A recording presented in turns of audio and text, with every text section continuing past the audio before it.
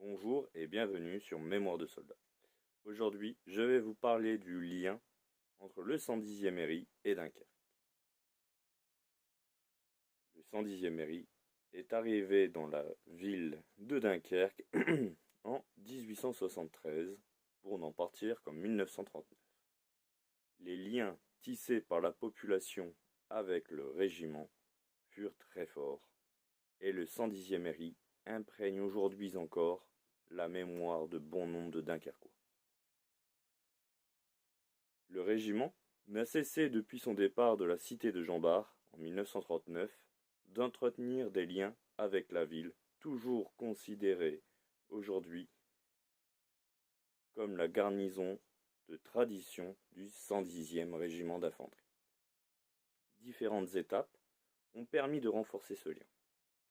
En 1973, la musique du régiment se déplace à Dunkerque, ainsi que le chef de corps, le drapeau et sa garde. Lors de la réception, les orateurs mirent l'accent sur le centenaire de l'arrivée du 110e RI à Dunkerque. Les liens, malgré l'éloignement, ne faiblissent pas. En 1984, enfin, la ville de Dunkerque, représentée par son maire, M. Prouvoyeur, et le 110e RI, représenté par le colonel Perzo, signent une charte de jumelage afin d'intensifier les liens d'amitié, de fraternité existantes, de promouvoir des échanges d'ordre social, culturel et sportif, d'instituer pour toujours des bases fermes de solidarité, de respect et de compréhension réciproque. La musique du régiment et une compagnie de combat s'était déplacée de Doschingen pour l'occasion, ainsi que le prince Joachim de Fürstenberg, alors caporal-chef d'honneur du régiment.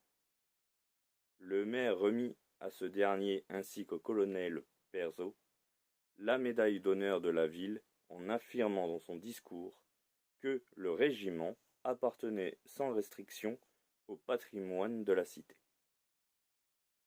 En 1986, cependant, les appelés du 110e RI cessent d'être fournis par le Bureau du service national de Valenciennes. C'est celui de Dijon qui prend la relève rapidement. Il n'y a quasiment plus de Dunkerquois appelés au 110. De plus, en 1996, la décision du président de la République de suspendre le service national condamne à terme le recrutement des appelés. Le lien entre la ville et son régiment est cependant remis à l'honneur le 18 juin 1997. Une prise d'armes est organisée sur la place Jean Bart et une charte est signée entre la ville et le lieutenant-colonel Béraud, commandant le 110e régiment d'infanterie. Dunkerque devient officiellement la première ville marraine d'une formation de l'armée de terre à cette date. Mais il ne faut pas oublier non plus l'amicale qui a beaucoup fait pour le maintien de ce lien. Marcel Fournier la présida jusqu'à son décès le 21 mai 1982 à l'âge de 77 ans. L'association, nouant des liens entre celle-ci et le régiment et entre la ville de Dunkerque, effectuant d'incessantes démarches avec le soutien des municipalités successives, en vue du retour de l'unité dans sa ville de garnison. À défaut d'atteindre ce but, Marcel Fournier instaura une tradition, la venue chaque année en mai de la musique du régiment. Celle-ci, auréolée d'une popularité héritée de la formation qui, avant la guerre, participait étroitement à la vie locale. Donnée durant la dizaine de jours de sa présence, concerts, défilés dans la région. Les communes versant leur quote-part à l'amicale qui engageait des frais de réception et d'organisation avec son comité. Marcel Fournier organisa aussi un voyage des adhérents chaque année à Doschingen, à l'occasion de la fête du régiment, et une colonie de vacances des enfants d'amicalistes à la caserne du 110.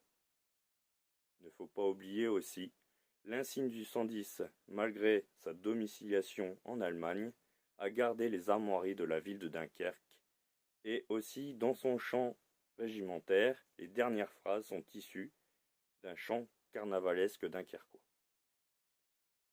Si vous avez apprécié la vidéo, n'hésitez pas à liker, à commenter pour dire ce que vous en avez pensé, à vous abonner pour de prochaines vidéos, et surtout, n'oubliez pas que vous pouvez aussi nous retrouver sur YouTube, sur Facebook. Sur ce, je vous souhaite une agréable journée, prenez soin de vous, prenez soin de ceux qui vous sont chers, et je vous dis à une prochaine vidéo.